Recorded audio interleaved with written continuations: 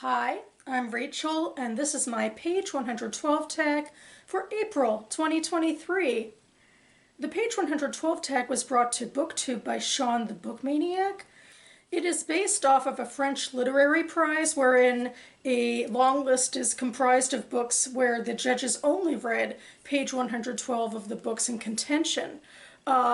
That purpose is to strip away context, really. The books in contention are novels, and you only have that one page, which is usually somewhere in the middle of the book, and you have no context for the rest of the story. Ergo, then you can only judge, technically speaking, by the quality of the writing. So, yeah. That's the purpose of the page 112 tag, and I have been using said tag since COVID times to, whittle down my TBR shelves, my physical TBR shelves, as I also, build them back up again through hauls and what have you. But here I have this handy dandy Books and Cats mug, and it is filled with pieces of paper that correspond to physical titles on my shelves that I acquired in 2022 or earlier. So each month I go ahead and randomly choose 3 pieces of paper out of here, and then I read the page 112s on camera, discuss their merits, and then finally choose one book to join my month's TBR. So, without any further ado, let's get to it. Starting with book number 1.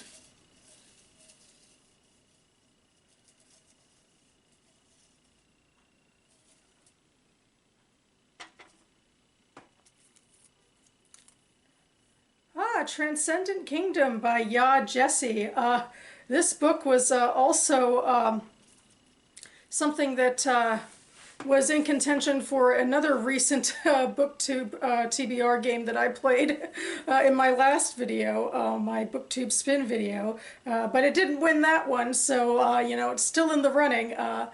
So I think I got this roughly a year ago, in fact, on Independent Bookstore Day in the US, and I went to Bridge Street Books, and this was one of the books that was on display there, and I really liked Homegoing by Ya Jesse, so I was excited to give her newest novel a chance.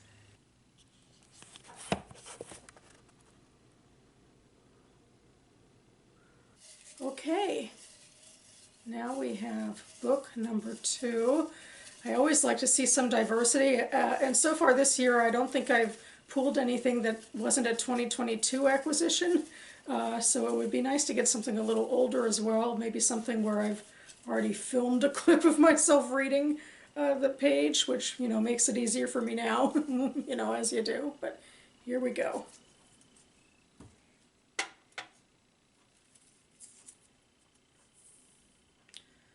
We Were the Lucky Ones by Georgia Hunter.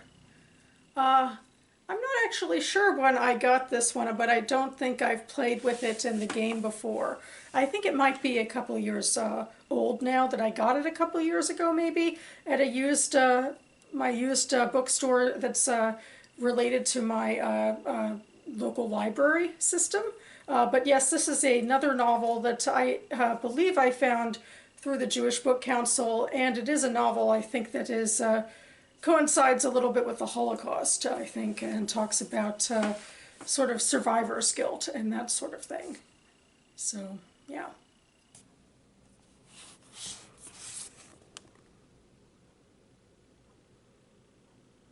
And finally, book number 3.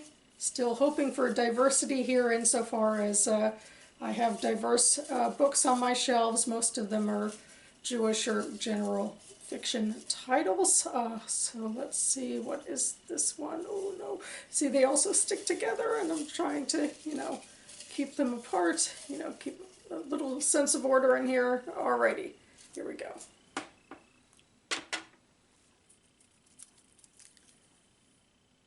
If You Want to Make God Laugh by Bianca Murray. Well, I'm definitely not getting out of my 2022 acquisitions here. I believe this might have been one of the final books I bought in 2022. I kind of bought it on a whim from local bookstore East City Books.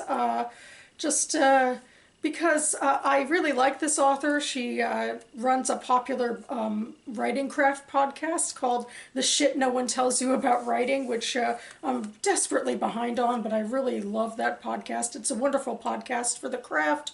And she's become so popular through it, I think that she has started to facilitate beta reading matchups, which is where I found my recent beta reading group. So I wanted to pay her back and, try out one of her books. And this is the one that appealed to me the most.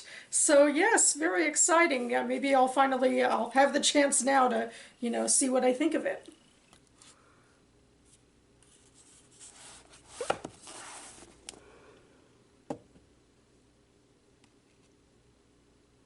Okay, you've seen me pick out these 3 books, and now I'm going to actually read the pages on my own and, formulate some thoughts and then get back and then we'll talk about them together. So stay tuned. Okay, I'm back and ready to share my page 112s with you. Starting with book number 1, Transcendent Kingdom by Ya Jesse. "We are creating cyborgs," he said. And then he paused, looked at me. "I mean, there's some debate about whether non-humans can be considered cyborgs, but given the fact that cyborg itself is an abbreviation of cybernetic organism, I think it's safe to say you can extend the definition to any organic matter that's been biomechanically engineered, right?" I brought this on myself. I spent the next 15 minutes listening to Han talk about the future of science fiction, which was perhaps the most I'd ever heard him talk about anything. I was bored by the conversation at first, but it was nice to see him so animated by something that I ended up getting caught up in it despite myself. "My brother always said he wanted bionic legs so he could be faster on the basketball court," I said without thinking. Han pushed up his glasses and leaned in closer to his mouse. "I didn't know you had a brother," he said. "Does he still play basketball?" He... I couldn't quite seem to get the words out. I didn't want to see Han's ears turn red, the telltale sign of mortification or pity. I wanted to remain who I was to him, without coloring our relationship with stories of my personal life. Han finally looked up from his work and turned to face me. "Gifty?" he said. "He died. It was a long time ago." "Jesus, I'm so sorry," Han said. He held my gaze for a long time, longer than either of us was used to, and I was grateful that he didn't say anything more, that he didn't ask, as so many people do, how it happened. It embarrassed me to know that I would have been embarrassed to talk about Nana's addiction with Han. Okay, so one of the first things I thought in, a very biased way is that I was hoping to get, science fiction in my last TBR game, and I didn't, and this might be the closest I come to it. I think that Gifty was a little bored by the conversation, but I was like, hey, let's talk about this, So is the future of science fiction going to be about, like, cybernetic, creations or something? And is that what we're going to see? And these people, I believe, are in a science field, so that's how they sort of, inch into possible interest in science fiction. But of course, that's not where the page ends. It ends with a shift again to Gifty and her brother, who is dead. You would know that, actually. I guess I remember that just from the back copy, that Gifty's brother is gone. And at first I thought, it kind of seems ham-fisted the way that, that part is introduced to the relationship Gifty has with Han. Like, that they were talking about cybernetics, and then suddenly she's, awkwardly saying her brother is dead. But I feel like I'm being too harsh with that. I feel like, it's obvious from the page that Gifty isn't interested in this subject for its own merits. So, it would be natural then for her to connect to it by, like, remembering something that kind of connects to her brother with, bionic legs and that sort of thing. And then it's natural again for Han to, bring that into the conversation, especially if he never knew she had a brother. I mean, Han, in a way, I guess you get stereotypical, like, Spectrum vibes, perhaps, because of an obsessive interest in a remote topic or something like that. But, whether or not he's on the spectrum, I don't know. But I think a lot of people, no matter what, would at least try to, interact with a friend. If a friend randomly brings something personal into a conversation, most people would at least try, hope to, to respond to that in some way. And I mean, in a way, like if Han is on the spectrum, the way he responded is, I guess still in on par, or yeah, because it's still, somewhat actually connected to what he was talking about, obviously, with the basketball being the connection. Now I'm overthinking things, but yeah, I'm just trying to say that I feel like I am wrong to say it's ham-fisted. Like, I guess in the beginning I thought so, especially because I know that the dead brother is a big part of the story. But I feel like it's much more legit to say that this is a natural sort of conversation between two people. And it's interesting, the variety of subjects it touches upon. We start with something that's, more removed, at least from the main character. The main character doesn't really care about, the cybernetic conversation, but then, it forced into something more awkward and uncomfortable. So that's, always more fun in fiction. But it also has maybe there'll be a science fiction-y vibe in here as well, which could be fun as well. Next, I'm going on to We Were the Lucky Ones by Georgia Hunter. And I'm actually reading from page 114 because this is page 112, so can't do much with that. It doesn't help that the handful of Polish refugees he's met on the pier, those lucky enough to still be in contact with family back home, describe what they know of the state of their country in terms Addie can't fathom. Overcrowded ghettos, public beatings, Jews dying of cold, hunger, disease by the thousands.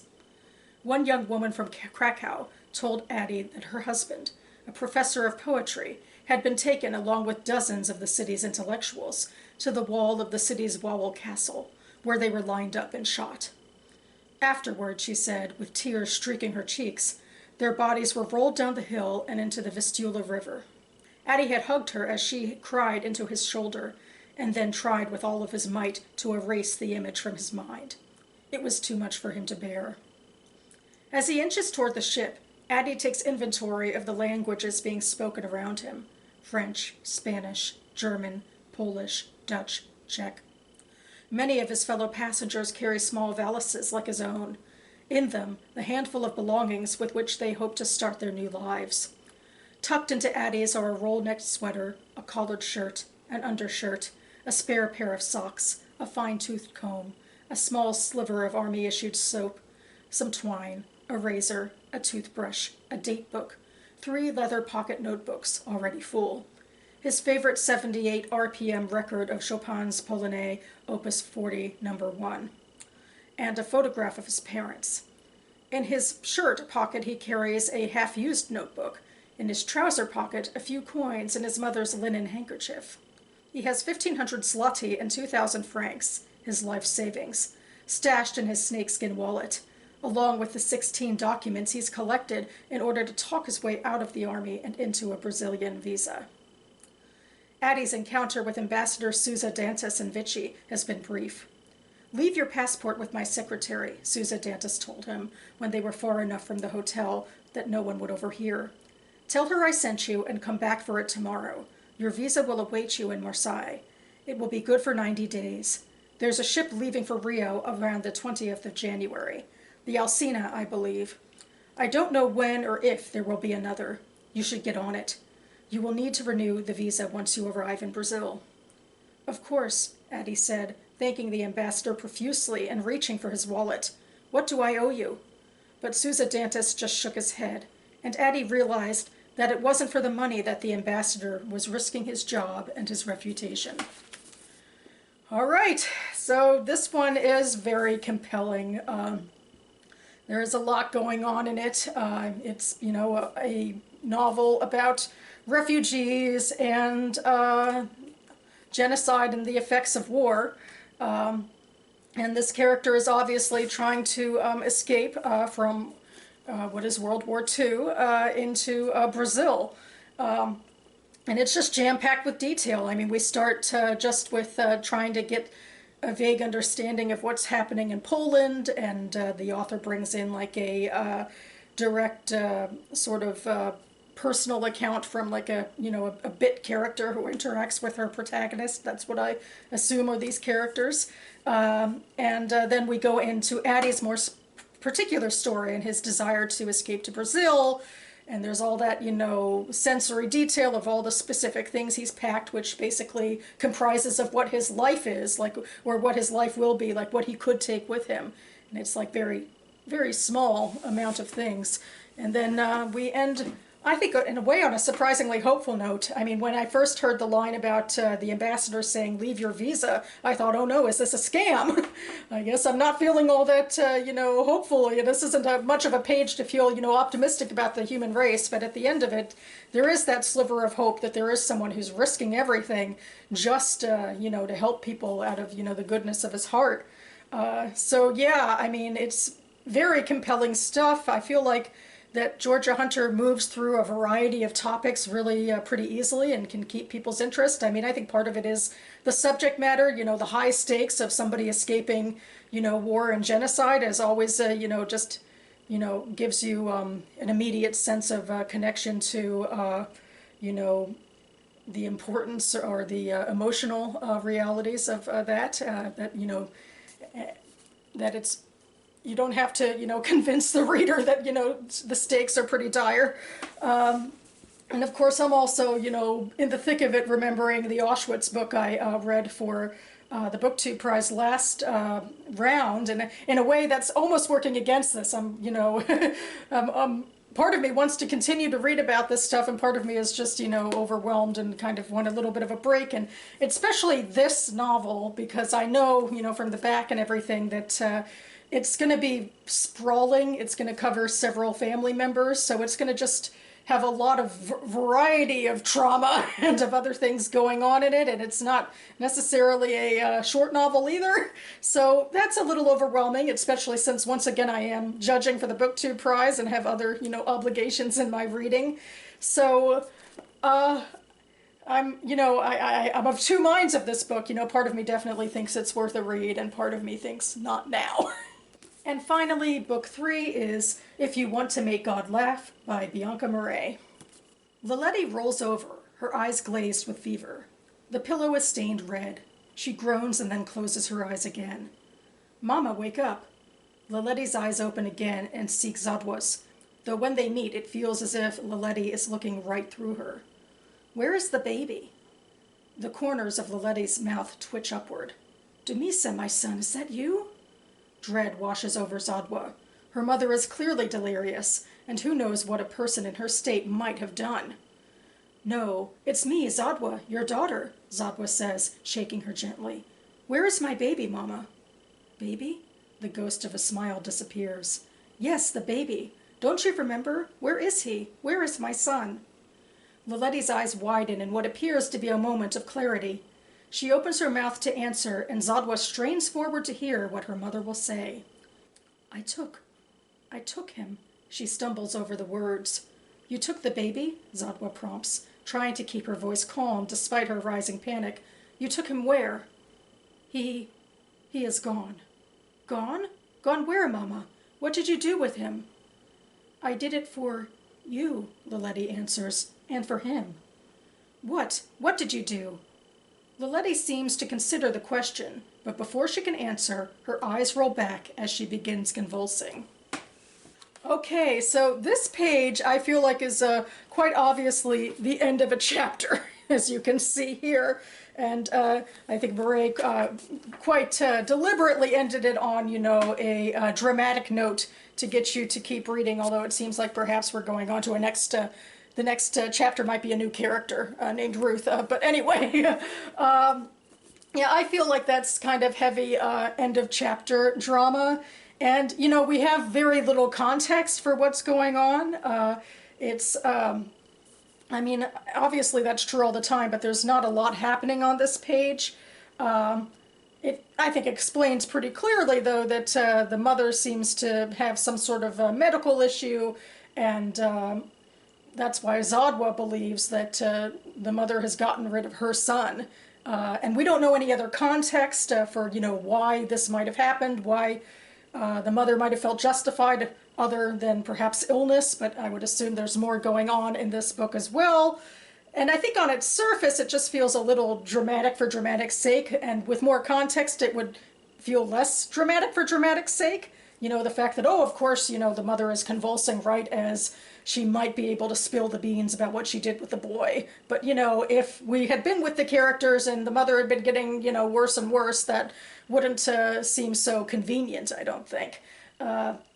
So I feel like this one kind of suffers from, a page 112 that's like just a little less going on and is quite deliberately a dramatic moment to, get tension moving. And I do think the tension actually was really nice on this page. Like, the stuttering dialogue and Zadwa leaning forward to hear her and like trying to keep the panic out. I mean, it's just like the rising tension of, what happened to the boy and are we going to find out, and, and racing against time for whatever's happening with the mother, or if the mother will tell her.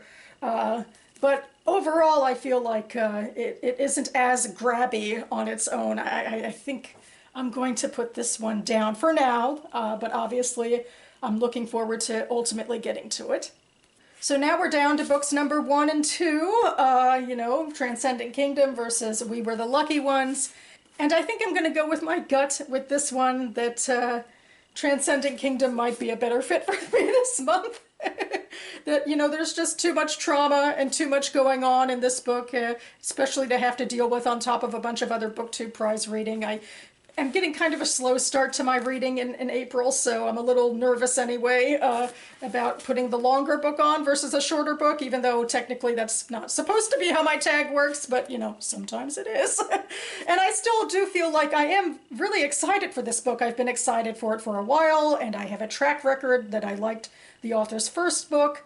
And I really liked the idea for this book, like tracking a science student, and there's also a bit of religious faith in this book, and like the character dealing with the trauma of losing a loved one. So this one still has a lot going on, but there's just perhaps a more streamlined story, fewer characters, a little less worldly trauma perhaps. But I'm still very excited for it, and I think I'm going to enjoy putting it on this month's TBR. So that about covers it for me now. I will leave the Goodreads links for all 3 of these books listed down below, as well as my TBR game playlist for my page 112 tag, and also all the BookTube spins I've played.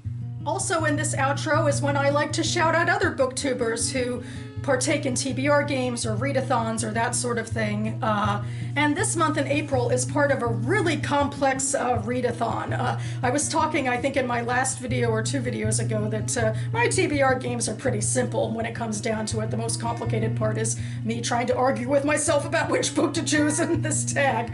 But there's other readathons out there that are far more complicated, and the one going on, I think there's a spring equinox version going on right now, is called the Magical Readathon, but it's a lot more complicated than just a magical readathon. It's put on by the Book Roast, and I believe she started it a couple of years ago, and it's basically a role-playing game, the closest I think that BookTube TBR games can get to just straight-up role-playing, where she created a secondary fantasy world, and people have the option to create characters and create a background for the characters, and then the first goal, I think, is to put them on this quest to get them to a magical school, and then you get to the magical school and you start taking classes in the spring and the fall, and all of this has a lot of documentation, but it's supposed to, boil down into reading prompts. And the whole point is that this is, in fact, a TBR game, but a very complicated TBR game to, add books to your monthly and yearly, really, goals. And I mean, this seems to be really, really ongoing. Quite a commitment if you're interested in, taking it that far. But And I can see the appeal of it, because I've done role-playing games in the past myself, so I feel like part of me would love to take part in this, but I think it's way too much of a commitment, really. So I'll be on the sidelines, but for now, I hope you're all doing well and enjoying adding books to your TBR, however you might be doing that. I have now crammed in a bunch of books to my TBR for this month and onward in the quarter, and it's time for me to start reading, and you'll see me again in my next video, which should be my first AM reading video of the month, so stay tuned for that. In the meantime, thanks so much for watching, everyone. and I'll see you next time.